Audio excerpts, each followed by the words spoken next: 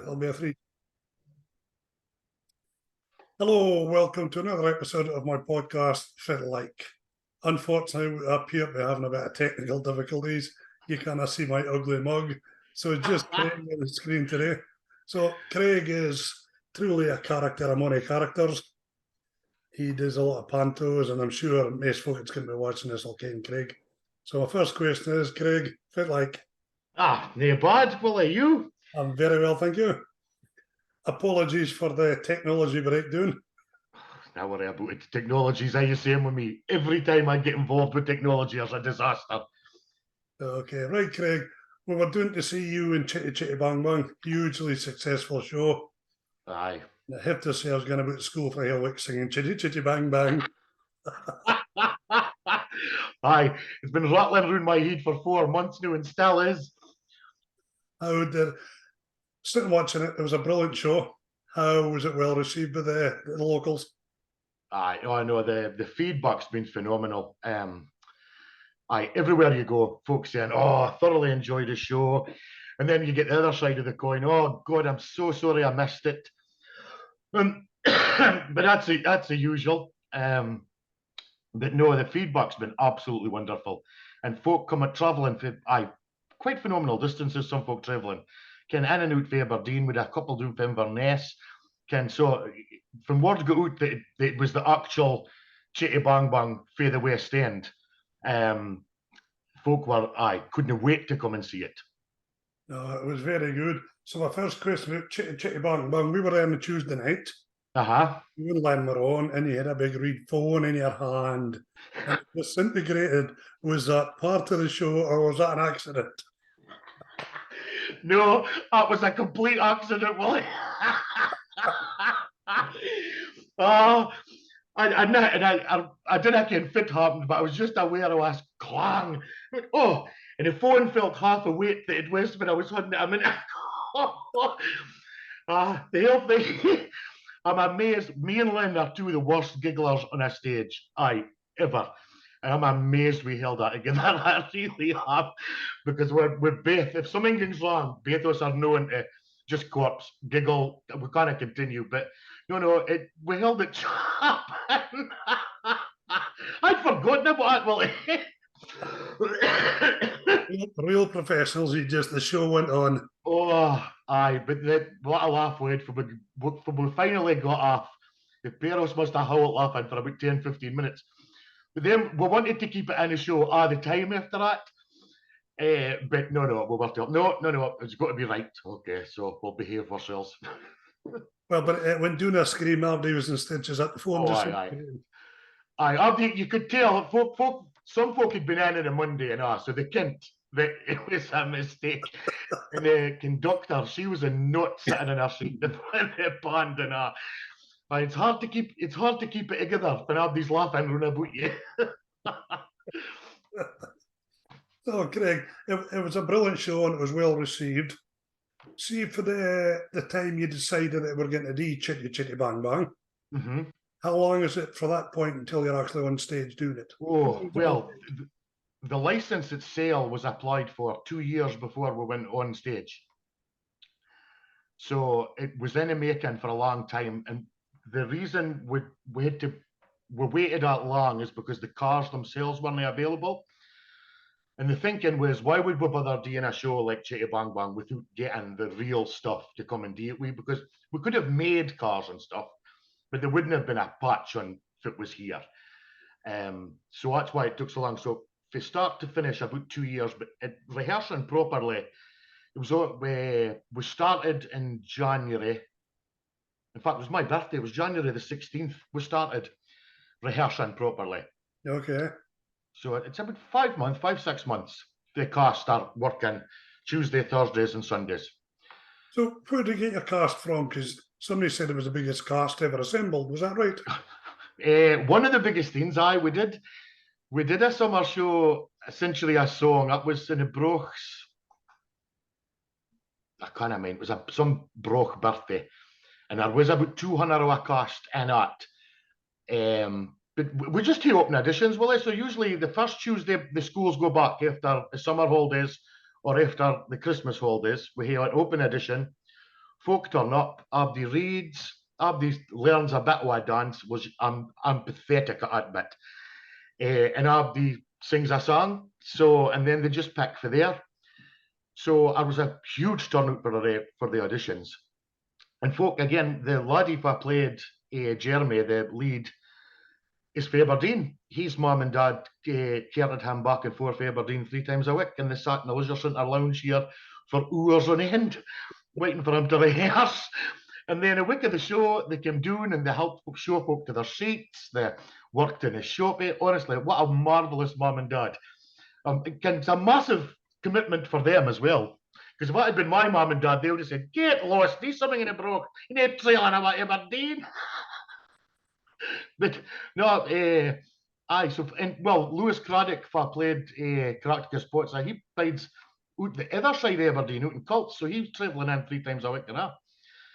He's a broker to trade. It's a fair commitment, that, isn't it? Oh, it's massive. I mean, it's all right for me. I just have to walk down the road to the leisure centre. I ain't far to go, but for folk that are travelling, you're 70 mile every night. That's a huge commitment with the price of fuel and that. It's nature. So, see in auditions, Craig, what do you sort of look for in folk? I mean, because somebody could come down to an audition, be so nervous and no direct. How do we kind of get the folk you're looking for? Yeah, it's difficult to say, Willie. You can see it in folk. Even if they're nervous, you can see it. If somebody's got it, you can. Because we get an awful lot of nervous. When I first started junior arts, I wouldn't have said hello to anybody. I was shy as anything.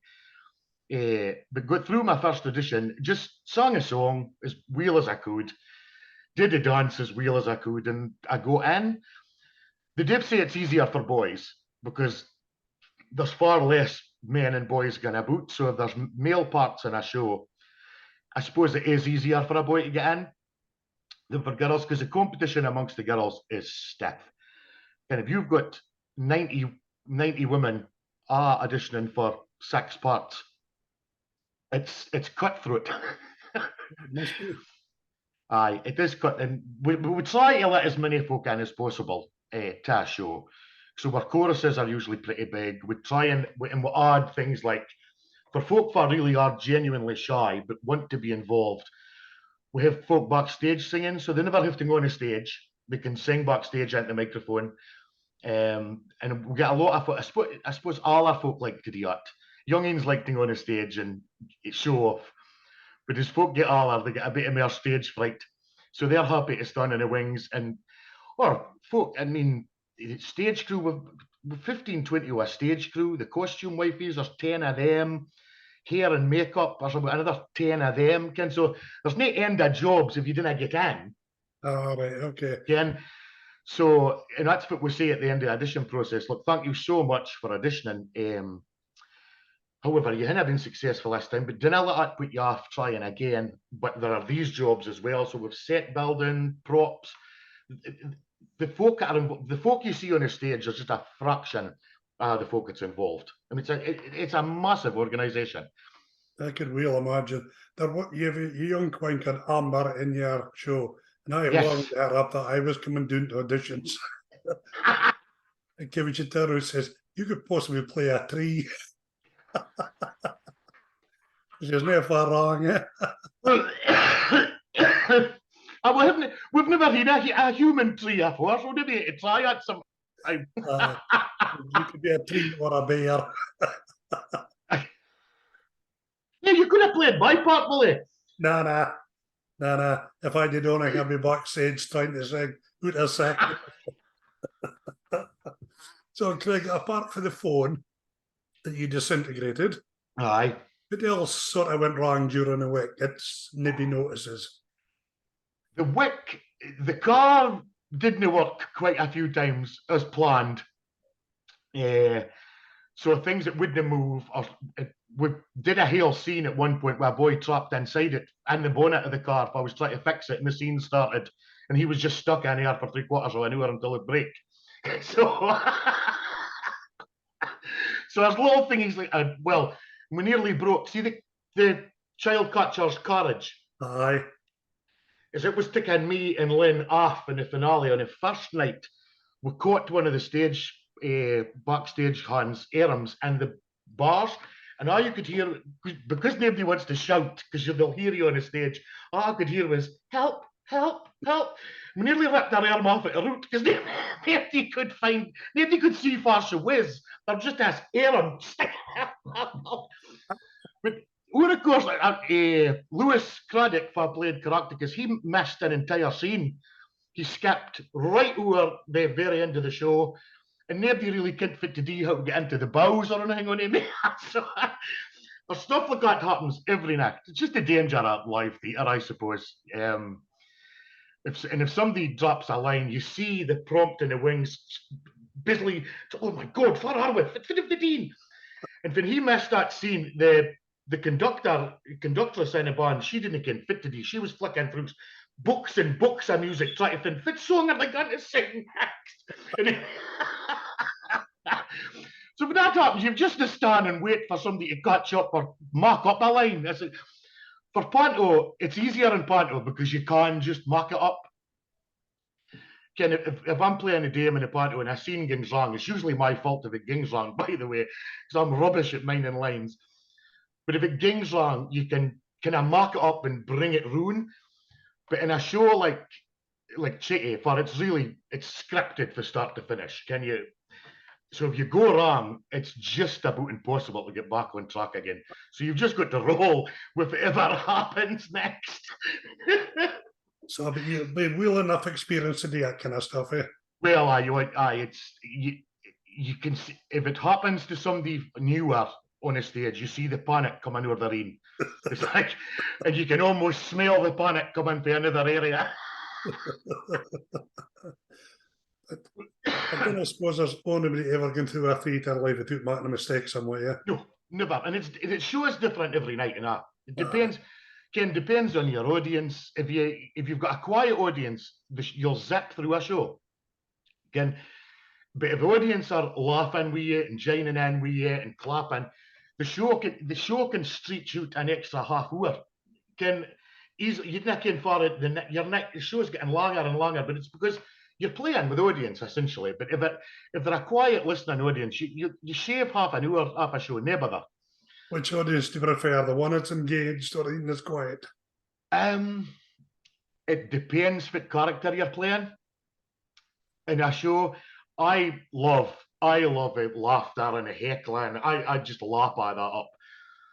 But if you're playing a more serious part and you've got long stretches of lines, Ken, if you've got a page of dialogue you've got to get through, and the audience are laughing and heckling with you, trying to mind all that whilst trying to keep it wheels on it, that's hard. But I know I love it. But there's some folk just terrified of it, absolutely terrified. The thought of a heckler puts a fear of death into some folk. I just love it. You were saying the cars were original for Chitty. They must have been expensive, then, were they? It was about 20,000 all in to hire them all. Wow, so you had to insure that and added you? Well, to be insured for $750,000. Wow. But phenomenal. And when they arrived, we actually did quite a lot of repairs on them.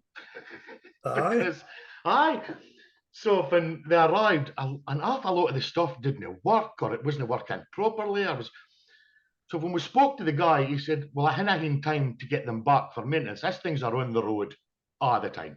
Oh, okay. Which is much a good living for a boy if I owns them, I suppose, but it doesn't make much sense when they're arriving in places near fully working. So Jamie Bain, the electrician, was doing almost every day fixing things like the music box that Truly stood on it spun round. It stopped working one night when she was stood on it, so Jamie was doing rewiring it. The lights in the car didn't work properly. There was a flywheel thing. I'm not kidding much about engineering, Willie, but there was welders welding bits of wheels on it. And so I know we did a lot of repair on them. Again, and every night there was something different. Like, oh, Christ, that's broken new. You should have charged them for your repairs. Well, he gave us a discount, Willie. We were on the phone to him every day saying, look, we're fixing this. Is that okay? Can we do this? Is that okay?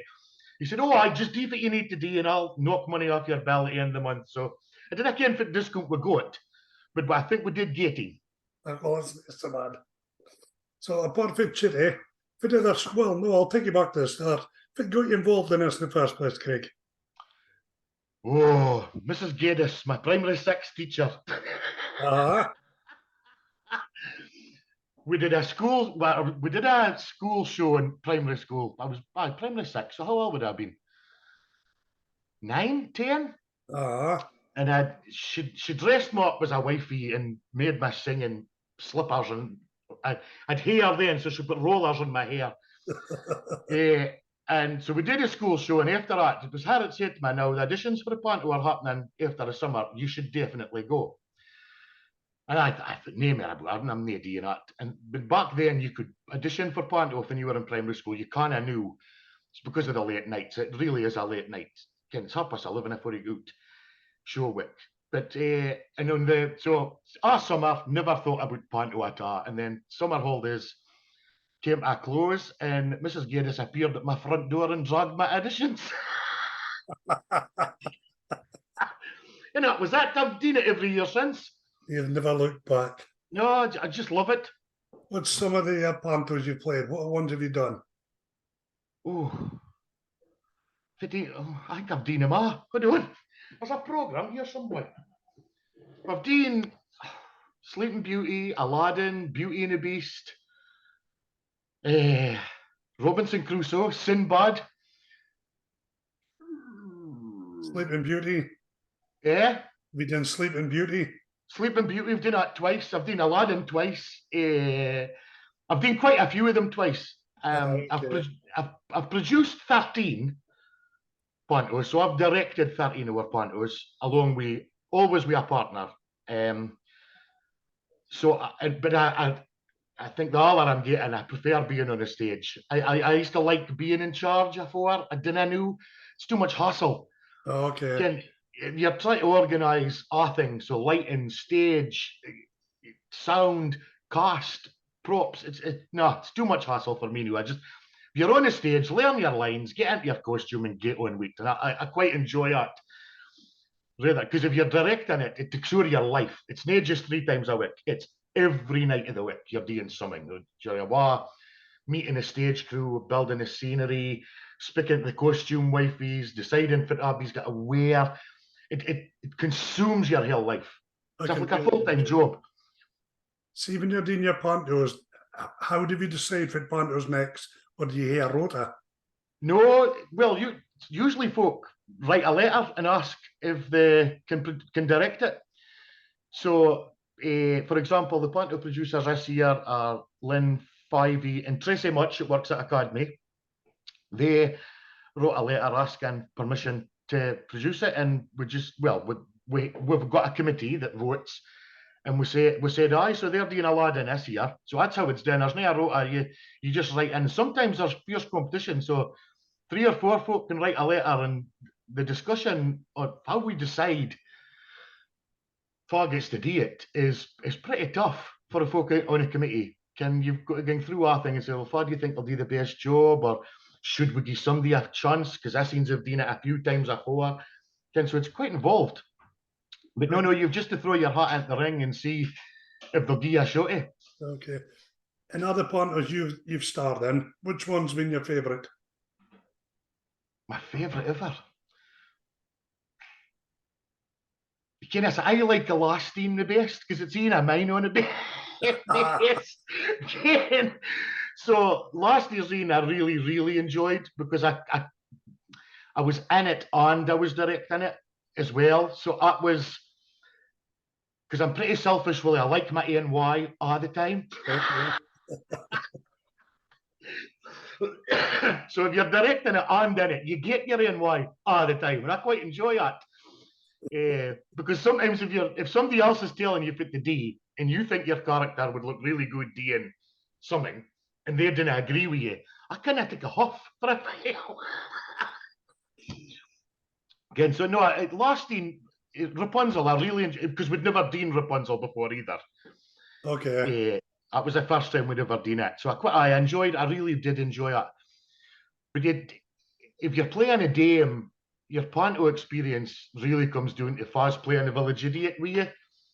Okay. Because that's the person you've got the banter with. So if you get on well with them, you'll have a great panto week. like Matthew Buchan played the Village Idiot last year, and I really enjoyed being on stage with him. Good. And another person I like playing opposite him is AJ West. All right. Okay. He plays a really good Village Idiot, and so if you're on a stage with folk that you can trust, they'll deliver. Panto Wick's the greatest wick on earth, but if you're on a stage with folk you're nervous with because you're not sure if they're going to do next, that can be a bit of a worry. But no. Now, a lot of folks growing up watching the legend that is Basher. Oh, my ball. How was the first panto after he left the panto scene? Awful. Did you think panto, you think Basher? Yeah. When you think of Brock pantos, you think of Basher. Absolutely. And the thought, he'd been speaking about retiring for about 3 or 4 years. And every time he came doing the audition again, I know that's the last thing. So, but he'd been hassling me to do the damn with him. Come on, you've got to be your turn someday anyway. We might as well just get us Dean and we. So we did Cinderella was his last scene, and me and him played Ugly Sisters. And I really, really enjoyed that, working with him. I'd been on a stage with him a lot anyway, but usually playing his Village Idiot when he was a dame. But then he said, that's it, I'm done. I'm not doing no more. Because I thought he was kind of joking. I thought, nah, there's plenty more mile left in him yet. But, and then, no, that's it. I'm not doing no more. And so I thought, oh, well. So auditioning that year was odd because you're just so used to him being there. He was just always there. He wasn't there. And I got a part as a dame. And I tell you, that's the most daunting thing I've ever done in my life. That was terrifying because, as you said, you kind of think about the Brock panto without thinking about Basher. And to get on a stage instead of him, and I'm near being there, and all you can think about is, are they going to like you? Are they going to like you? Because I'll be like Bash. No, I don't. It's not a pair of shoes I'll ever be able to fill because he was a genius on a stage. There's no doubt about it. He walked on and folk laughed. He didn't even expect. Bosch walked on the stage and I'd be laughed.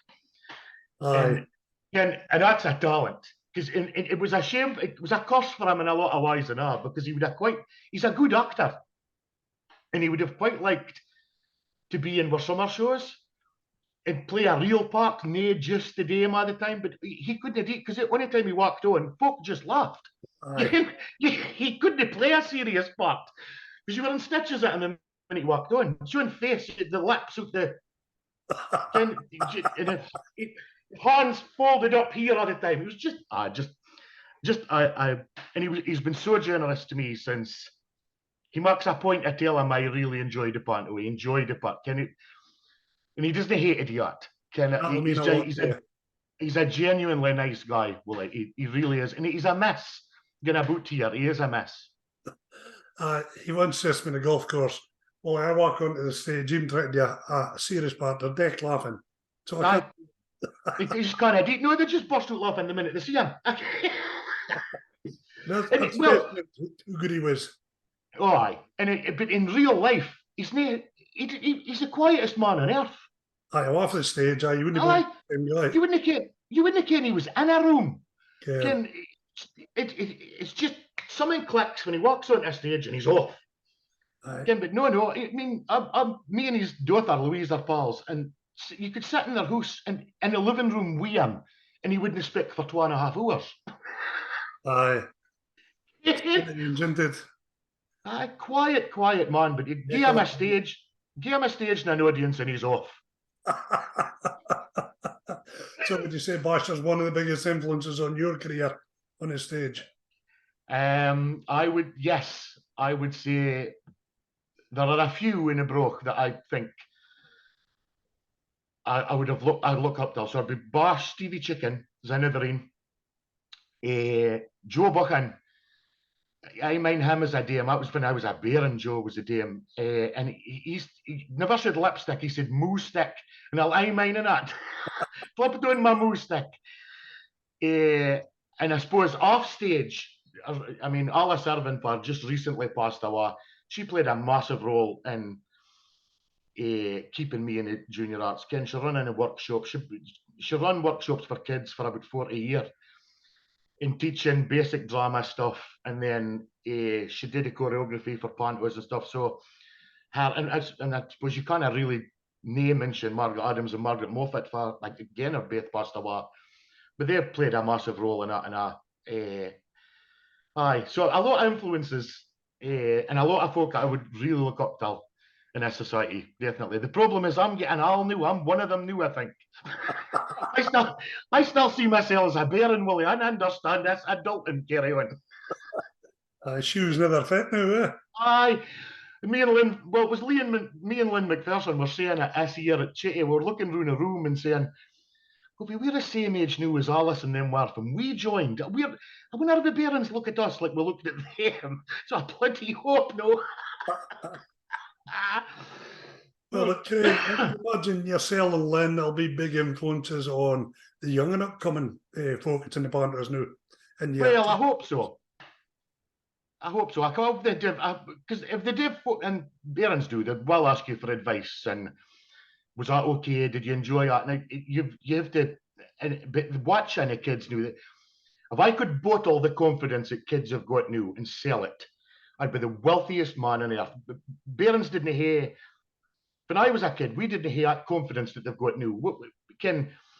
I see it. I would never have challenged an adult if they were wrong, right? But parents do know. So, and that comes out when they're on the stage, they're not fear to tell you what to think. That's a good thing as well. It is a good thing. It's a really good thing, because they're confident in themselves. Whereas when I was a bear in that age group, we weren't confident in ourselves. We had to be broke out of you. You had to be teased out by whoever was directing you. But now they go on that stage and they've got it. And I suppose with Stephen Summers and his dance school and Cam Dawn, and now there's Matthew D in Starlight, so he's running drama now. It's a really, really artistic tune. If you're interested in arts and only why, you'll get an avenue to do it in the Broch. There's a massive amount of talent. We just went to see the school show back to the 80s. Yes. Academy. That was absolutely brilliant. Aye. It was up standing back, rocking, clapping and cheering. It was brilliant. It's a good wee show now back to the 80s, because the music, you want to get up on your feet as soon as it starts. It's just banger after banger. You just want to get up. So there's so much talent in the Broch that possibly goes, well, they are noticed during pantos, but when you hear stuff, it's often negative stuff about the Broch needs to really showcase the talents that they've got. The Brochers need to stop doing, Willie. Speaking the Broch doing, and what I do it. Oh, I absolutely. To a degree. Abdi does it, and if you, and I don't reckon why would you? We're a bit of a self-deprecating bunch, only why, aren't we, Brochers? We didn't sing our praises high enough. Where I'm never good at that, or I've made a mess of it. And we do the same what we're doing, and we think we do need to stop it. I used to work at Peterhead, and the Peterheaders would speak a Broch doing and my favourite saying to them was, hey, you got a prison, we got a college that says everything you need to say about the Broch in Peterhead. Aye, true enough. Aye, it's maybe just a northeast mentality, though, Craig. It is, and we did what I did this, and sometimes you catch myself doing it. No, didn't do it. And folks are kind of wait to get out to Broch. Well, if Abdi good left to Broch, where would we be? Exactly. But I suppose in terms of opportunity for Barons, there's not just folk have taken away to a degree now. If they're not wanting to work in Graham Adams or in Score or on the Fish, if you're not wanting to do any of that, your options are limited in the Broch to a great degree. So I think we see a lot of talent drifting away to other places just so they can get on with their life and do the jobs they want to do, I suppose. Aye. Right, back to the Panto. The Panto was originally, the Cafe Hall was its aim. Across to the Leisure Centre. How has that been in terms of growing the Panto? Oh, it's just made a phenomenal difference to us. Well, every aspect of it. The Cafe Hall itself could only seat 300. in a Durham. So Panto Wick, we had to do 2 shows a night. So you did your first show at 6 o'clock, finished it, you got half an hour to have a cup of tea and a sandwich, and then you were back on the stage again at 8:45. Now, for folk that are working full time, that's to do that for a whole week, and you're just exhausted by the end of the week. But your voice is exhausted, and so 9 times out of 10, principal characters didn't have any voice left by the last show on a Saturday. For us here, because we can seat 600, we can get both houses doing at the same time. We're all home at a decent time of night. So, and there's no that same tiredness that we used to have for. The Barons are not tired, so we used to get a lot of fechten, because the Barons are there's pooches for a, so they would fall. You can't like Barons are, eventually they'll fall out with another. We didn't have that here either. We're on a flat, so it's easier for our audience, and it's easier for us to get our set in, because we used to trail our sets up 3 flights of stairs and make sure that everything we built to get on a stage could fit through a standard door frame, because that was the only way into the hall, was through a door frame. Whereas here, with the massive roller door, our sets are now so big, we've been to buy another building to build them in. Because we're all building that we built them in just was the fit for a job on him here. So we would never have been able to do Chitty Bang Bang in a coffee hall, ever. All right. Again, the stage would never have held Chitty up for a start. I mean, David McDonald, one of our original members, built a stage in the Durham, and it just wouldn't have held it. We wouldn't have gotten it in for a start. So the fit we can now do in terms of producing shows is they're just worlds apart compared with what we were able to do in the Durham. I mean, some of the things we did in the Durham, I'm amazed we managed, because the space in here, I mean, the wing space was you could touch the stage on the wall. That's all the space you had backstage to store stuff on folk. For us here, we've as much room as we want. So a leisure centre has been a blessing for us, really. So there's no show too big for you now then? well, it's funny, because we were saying at Chitty, I think we're outgrowing a leisure centre now. So if one begins to a bigger centre, well, maybe to go to Decca next, again. So what's the next show you've got involvement in? Well, I'll be auditioning for Panto in August, so they're doing Aladdin this year. Okay. So I'll be auditioning for that, and other than that, there's nothing. It's just a lovely stretch of summer holidays with nothing to do. Sounds magical, doesn't it? Aye. So you've got a young lad comes to Craig. I'm kind of keen on going for pantos, but I'm kind of shy and I'm not sure if I'll be able to do it. And I didn't want to let anybody down by not doing it right. What do you say to them? Well, I would encourage them to come down to our Wednesday workshops, would be my first thing. And that's really just it's a mix of playing games, and they do a little bit of role playing, and they mark up their own plays and things. And they start at a really young age. And because there's no judgment, they're just marking it up themselves. And they're just having fun. And once they get, and you can't like kids are, the mark pals really easy. So once they're kind of comfortable in their surroundings, auditioning then becomes awful easy, because you can have the ATR, you've got basic stage skills because you can it already. So that makes it easier. But if somebody wasn't keen on doing that, I would just say, just come doing an audition. We want to make you do anything you are not comfortable doing. And if you want to read one-to-one in a room, we're happy to listen to that. If you don't want to read in front of other folk, and some folk really are uncomfortable reading in front of others for various different reasons. And we've got quite a few inward casts for our dyslexic. They're perfectly able to do it. They just, but confronted with a script right off the bat, right, just read that. I know that's a really daunting prospect. But we're happy to let folk read in a room just with the producer, so they don't hate to read in front of other folk. Just just get over that first hurdle. Walking into the room's the hardest bit.